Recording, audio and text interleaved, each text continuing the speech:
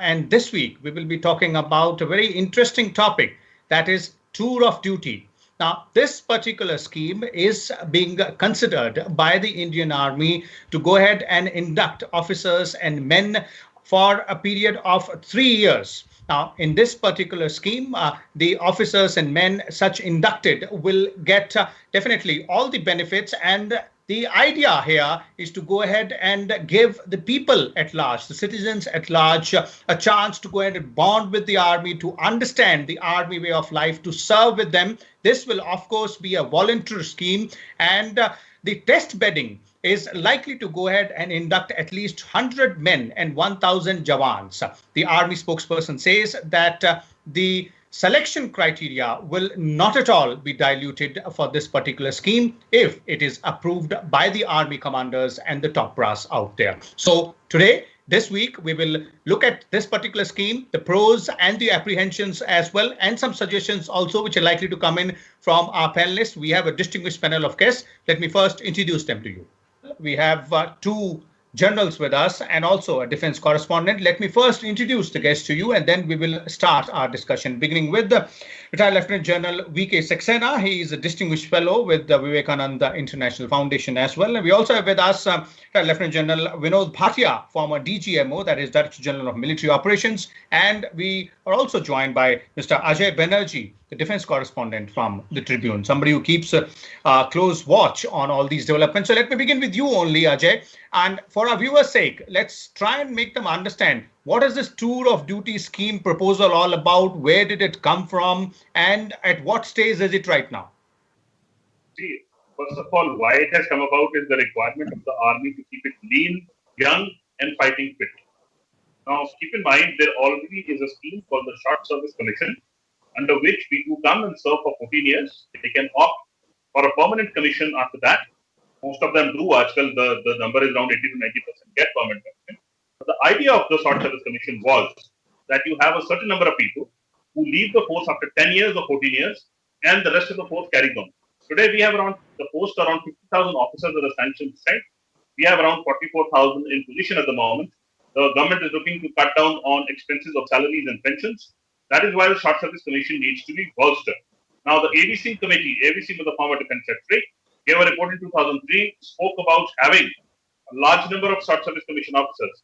Now, Short Service Commission officers, to put it very honestly and bluntly, the scheme has not taken off as the government envisaged. Now, this tour of duty is kind of a shortened version of the Short Service Commission. SSC. Mm-hmm. Yeah, it's a shortened version, 3 years. I do not agree with the term of 3 years, but I agree with the concept, personally speaking. Okay, so this is a shortened version of SSC. That's what Ajay is pointing out. Let's now look at what it entails and how it might benefit, or the pros and cons out there, since this is a proposal under consideration so far. Let us begin with General Bhatia. General Bhatia, your views on how this particular idea can give the armed forces what they want, and also the people what they want, because one basic reason which is being also talked about is that this will bring the common people, the common citizens, more in tune with the Indian Army. Vishal, you're absolutely right. This is a scheme which is practiced in some other countries, basically in the United States of Army. Now, the issue is that there are three major stakeholders in this. One is the armed forces. Second is the nation and the national institutes. And third is the people who want to join. So this is different from Short Service Commission. Short Service Commission is those short service, but there is a quasi-permanence in this, and there are aspirations of the people to get absorbed permanently, because some portion of the percentage of the short service officers get absorbed permanently. So this is slightly different, though the shape and the contours of the tour of duty 3 years is not really very clear right now. But what we anticipate is that it is basically because it will have two advantages, and it will have a number of other advantages to the nation, and it has to be also comes with major apprehensions. One is, it has a corona impact. The money is going to be lesser. The role of the armed force is going to be more and more. So where do we get the monies and the combat effectiveness, cost effectiveness, congruence? So that remains the issue. And officer shortages there. When we have now 3 years tour of duty, it has major advantages in nation building. People will go back into the mainstream. more committed, more disciplined, better leaders, better managers, and take on the building the responsibility of in various fields and various domains. Having said that, let me also say that it will cost the armed forces less, but at the same time, let us also look at it that the biggest strength of the armed forces is the officers' leadership and the men. If I can take a minute longer, all the armed forces of the world have always looked for the correct recipe for victory. And there's a joke which goes around that the right recipe of victory is British organizations, American military hardware and technology, German generals, Indian soldiers and leaders, and an Italian enemy. So this is how it is. So we should not, we are trying to armed forces and army especially are rigid to an extent. And when we do such things, it is going to impact their ethos, it's impact the value system. And it is not easy to lead men. It is easier to be command. It is easier to become an officer. But to become a leader is slightly different, especially if you're in frontline units and combat units. The men have to accept you as a leader. They do not follow you. You say, okay, I'll follow you into death only if I respect you, if I'm sure that you will lead me in the right way. So there are things we need to be seen. How this will pan out is very important. And I'm sure the armed forces will have a way out. They will do the cost and effect analysis, and they'll also do a cost benefit analysis. So these two are very important. I will initially stay out here and come with the apprehensions and the pluses a little later if I get a second chance. Definitely. We'll come back to you, General Bhatia, but you put it rightly out there that it is easier to become officers, but for them to become leaders, they will have to earn the respect of the men they are commanding. Let me bring in General Saxena here. Since we're talking about the pros here, General Saxena, let's begin with that. What are the likely benefits if this scheme is implemented at the way it is envisaged right now? Okay, looking at this tour of duty, I look at it in two different verticals. First of all, I try to look at the situation as what has been the trigger for doing all this. Ajay and Vinod sir has brought out a number of facts, but I look at 5 different aspects which has actually made this thought process go through. Everybody is talking about the deficiencies in number of officers, about 7,300, and in number of men, some 27,000. And this deficiency which is needed to be made up, and the Short Service Commission has not really measured up to meet this deficiency over a period of time, has been the first trigger. The second trigger, the figures are doing the rounds that in one Short Service Commission officer, if he is the 10-year tenure from pre-commissioning to his exit, is a cost of around some 5.12 crores, and if he does 14 years, it does about 6.83 crores. And if you do this tour of duty end to end, that is from pre-commission to entry to out, it will be about 80 to 85 lakhs. So the sir was talking about the COVID-19 situation, which there can be defense budget cut could be up to 30, 40, 50%. It is a way out to save some money. And somebody has also calculated that for one man, the saving in terms of 1% will be some 11.5 crores, amounting to some 11,000 crores for 1,000 men which are likely to be on this scheme. But more importantly is the emotional content. What is the emotional content?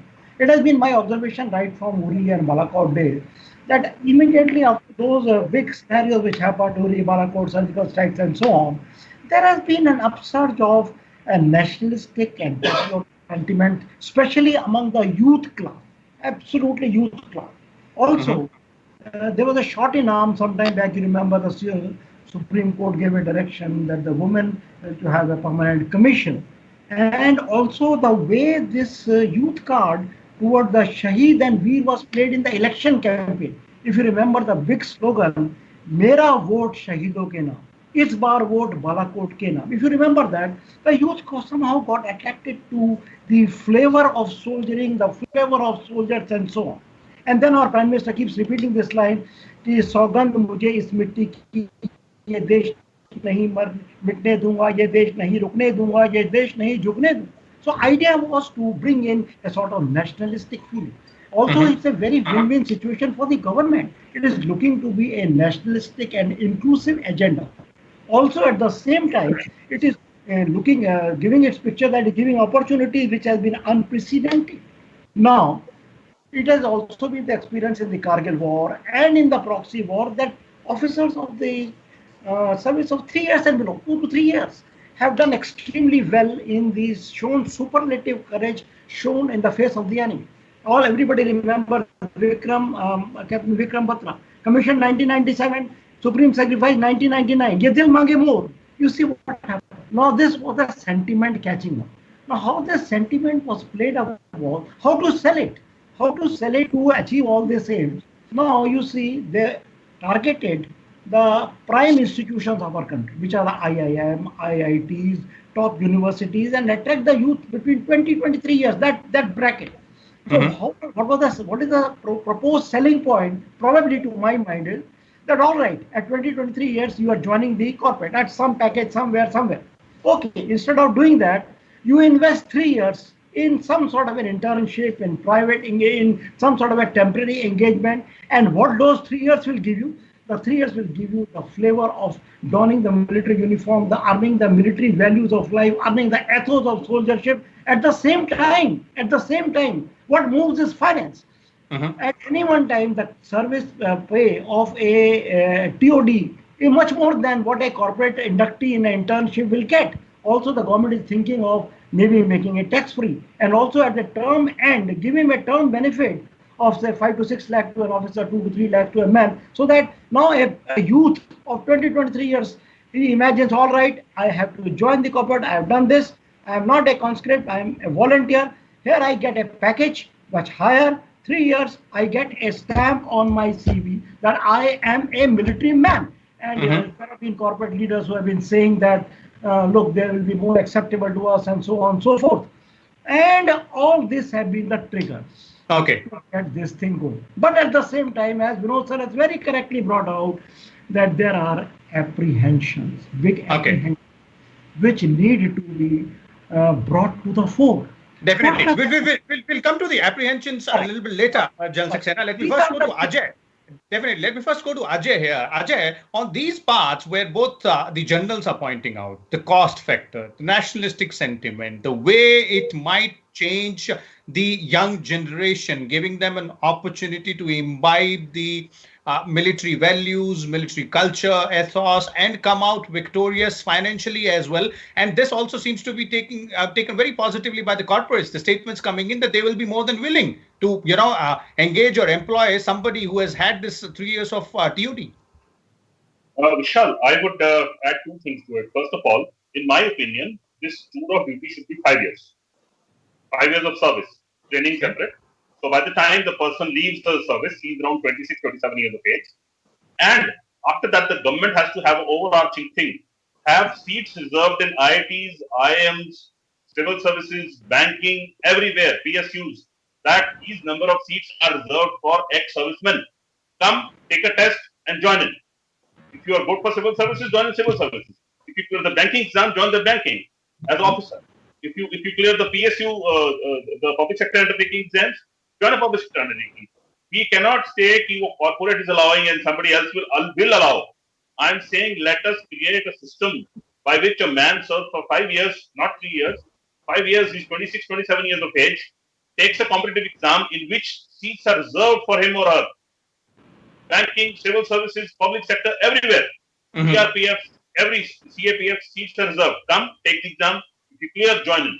Let us not leave them at the mercy of corporates who are today happy, are clapping. Tomorrow they may not take them. There will be how many people going out every year?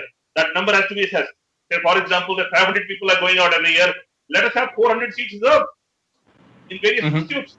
You take an exam, you are fit for that. Go into the IAS, civil services, police, everywhere. That is my suggestion. Okay, that indeed is a very interesting one and a positive suggestion out there coming from Ajay, because that would mean that we're utilizing that talent further and incentivizing the young generation as well. Jal Bhatia, on the apprehensions part as well, because there are pros and there are cons as well. All three of you have indicated towards this. Let's look at that as well. What are the key apprehensions from your perspective which need to be tackled? You see, what Ajay said is very right. We have a short service commission of 5 years. Incentivize that. Take it a step at a time. Do it slowly. Because once a value system is eroded, once the ethos is eroded, and the army is functions on non-tangibles. It is not the money. It's a passion for me. It's a profession for me. So I cannot have passion and profession for 3 years. 3 years is romanticism. I will come in, and I'm telling you, I have 40 years of service, 4 decades of service, and a decade of training thereafter, 50 years, 50 is a long time. Your romance goes off within 24 to 48 hours of joining the boot camp, joining the training. It is not so easy. And, it's a high-risk job. It is a lot of professional hazards are there. Life is very, very difficult. Whether for 3 years, you get people who are risk averse, who are looking at greener pastures after 3 years. Of course, some will be very good. I'm not saying that, but there will be other. People have to be very clear about it. So let's first test bed it. Test bed it with a few people. Let's see how it pans out. It is not, we have no dearth of volunteers actually. The dearth is not volunteer, dearth is quality. Quality manpower. But there are many advantages. Like I said, technical manpower will come into this. Apprehension is only one, that this may get utilized as incentive to greener pastures. So a tour of duty may be good for other armies. If we don't do it well, we can do it. It's not that we can't do it. We always come out with, in the Indian context, in the Indian character, in the Indian systems, in the Indian structures, we should come out within a very pragmatic thing where everyone gains. But somehow I also feel that the trigger for this at this point of time, that has to be seen. And the trigger is basically finances, budgetary support, and armed forces are looking inwards, everything. But I think we should also look at the nation first. Like Ajay has said, these people are short service officers, or the people who come in, they should little induction to the CAPF, their trained manpower. World over, the organizations have to retain quality manpower. We have quality manpower being wasted out. So there are many places they get inducted. Some of the good name bureaucracy, Mr. Shekhar Dutt, Mr. R.K. Singh, who was the Home Secretary, Mr. Duggal was on, Mr. Partha Sarthi was the former Foreign Secretary. These have all come from the army. They were ex-army officers who took the exam, entered the competition, and went and joined the IAS and the IFS. You see, the nation gains from such experiences. So we have to have a very balanced view of the whole thing, where all stakeholders. That's what I said. The armed forces, number one, the nation. And the people, the aspirants, they have their aspirations. We have to make systems as such where everyone gains, but we should never ever let the army and the armed forces ethos and value system be triggered with. That is our strength. Like I said, Indian soldiers, Indian leaders the world over are respected, regarded, and renowned for performing at a very little cost. We are the least costliest and the most cost-effective soldiers anywhere in the world. Let me just put it bluntly out there, and let's have no doubt on this. And let us strengthen that and make sure that anyone who comes for a tour of duty comes through a proper test. He's put through certain things, and maybe he does training plus 3 years. So that he fits into the thing, and initially we get to put him in the technical things, and then see how they pans out, and then put him in frontline units. We should not do the mistake of putting them in troops in the frontline units at all. Okay, so clearly the ethos and the value system of the armed forces is something which cannot be tinkered with. Those are the apprehensions out there from your perspective, General Saxena, in terms of what needs to be taken care of before we go ahead with this finally implemented. Like I said in the beginning, a great idea, but great apprehensions as well. Now, I am an ex-NDA officer. I have joined NDA in July 1971. And by the time I became an officer, it was June 1975. In our time, it used to be 4 years, 3 years in NDA. Now it is 3.5 years. IMA, direct entry, 1.5 years. SSC, 49 weeks. What I'm trying to bring out is that for a tenure, which you are saying 80 to 85 lakhs, you produce end-to-end as a TOD officer or a man, what sort of a pre-commission training you will go? You cannot dilute the pre-commission training to initially train an officer of this nature, because you are trying to create that deficiency to fill the ranks of an officer and a man who's not only a breadwinner, he is not only an officer and a man, he is a leader of men, and men are the ones who are motivated, committed to lay their life in the line of duty. So first is inadequate training has to be looked at. Now, talk about the frontline units I was talking about. I'm talking about the highly competent technical unit. It is not that you learn everything in pre-commission training. YOs of the infantry goes through 6 months of YOs course, then platoon weapons course, then battalion support weapons course. YO of the air defense goes, or a gunner officer goes through air defense, advanced gunnery, long gunnery, and besides all those courses, it is learning through experience, learning through falling in the deep end, facing difficult situations, facing tactical situations, learning from that, getting to the men, growing with them. Army grows on you. Army is not a bread-winning profession. Army is a way of life. Army is on our blood, in our veins. I have served 40 years plus 4 years training, 44 years I have given to the army, and still I feel that I am only a grassroots soldier, nothing more than that. What about the highly technical and competent arms, highly technically complex arms require tremendous amount of training to make an officer really, make a man really worthwhile. Number one. Number two, inadequate tenures. So I was talking about tenure. 3 years is highly inadequate. Take 2 to 3 months, first 2 to 3 months will go in induction, he's settling down, he's knowing this. All last 3 months to 6 months, he is now thinking of post his uniform, which corporate he has to go, where he has to apply, what CVs he has to make. So what is the effective tenure left? 2 years and 6 months. In 2 years and 6 months, no effective leadership training or contribution can take place from this. Thirdly, the mindset of filling vacancy. What is this filling vacancy? 7,000. If I say I want something to be done, shall I fill up my vacancy? I want some vegetables. Shall I buy rotten brinjals and say I have filled up? I wanted this. Some vegetables I have brought. It is not for ticking. It is for getting leaders. It is for getting leaders of men inducted. Whether it is you inducted for 3 years or and this money game. Somebody is calculating 11,500 crores for 1,000 soldiers for 3 years. What is 11,500 crores? Even one SAM regiment, Avakash regiment, I don't want to give the exact figure, costs more than this. One regiment, sir. What I'm talking about, defense procurement will go through with this. You have to give a big thought to this. Second is the area of capability. Capability development. We are talking of capability. We are not talking of head count. We are talking of capability. So when Ajay is giving that suggestion, then make that tenure worth.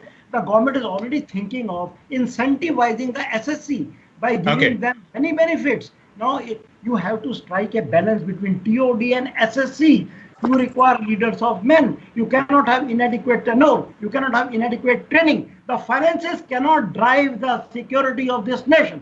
The finances cannot drive the leadership. The finances can only drive books. It does not drive leaders. That is my point. And lastly, incentivizing. You cannot sell a format. You cannot sell a narrative to a youth. Come, you use this 3 years as a billboard to jump ahead. What is this? Is the army going to become a billboard for the recruit, for the potential youth to come, serve, get a credential, go forward? No. Army wants leaders. Army wants to get the bang for its buck. It will train well, it will induct well, it will have a good tenure, and in that tenure, it will take out the best possible which a man can give. And at the end of it, Ajay is giving, open the world to the leadership, and they will do good. Okay, let me go to Ajay for the concluding comments here. Ajay, some very interesting points brought out by both the generals in terms of the apprehensions out there. So if you look at the entire issue in a holistic perspective, there are obviously benefits, but there are these apprehensions which are rightly placed as well. So it will have to be weighed properly and implemented, maybe with a bit more changes based on suggestions with the which people like all three of you have given here. Vishal, see, first of all, a tour of duty of 3 years should not be done. I'm very blunt about it. The generals will be diplomatic because they are in the form of services. I'll be very blunt. 3 years is not on. General Saxena has rightly pointed out. The effective service will only be 2 years and 6 months. Do we need a man for that? No. We need a man for 5 years or 10 years. And as I earlier said, open the world for them after 10 years. Here is the cash incentive. You have a army golf course membership. You are an ex-serviceman. Come to our regiments, enjoy, and bond with us after retirement. After 10 years, go work in the corporate sector. Give them selected seats in IIMs, in IITs. Whoever is qualified. Say, for example, the IIMs can have 50 seats each year, which are for ex-servicemen. Let them take an exam after 10 years of service. Let them go to IIMs. Let them be good managers. They'll make better leaders outside after 10 years. after 7 years of service. But after 3 years, and I would take a point from General Saxena, it's 2.6 years actually. It will mean nothing. It will just be a kind of launching pad for people, which even the corporates may not like, because in 3 years you may not even have imbibed anything, no leadership, not even punctuality. Vishal? Mm-hmm. Okay, so clearly out there, thank you, Ajay, and thank you, General Saxena and General Bhatia as well. It looks like the way all three of you are pointing out that it is indeed a good idea, a great idea. It has benefits, the cost benefit in terms of, filling up the vacancies or bridging that shortage gap as far as requirement of officers and men in Indian Army is concerned, and from the nationalistic sentiment perspective as well. But there are apprehensions, rightly placed one, specifically with respect to the ethos and moral values when it comes to the Indian Army and the way, the kind of time which needs to be spent there. Some good suggestions which have come in from our panelists here. Let's hope that the policymakers will look into these suggestions and will come to a final conclusion based on these and many others to come in, and also have a test bedding, which is likely to look at least 100 men and 1,000 jawans be inducted via TOD. Thank you so much.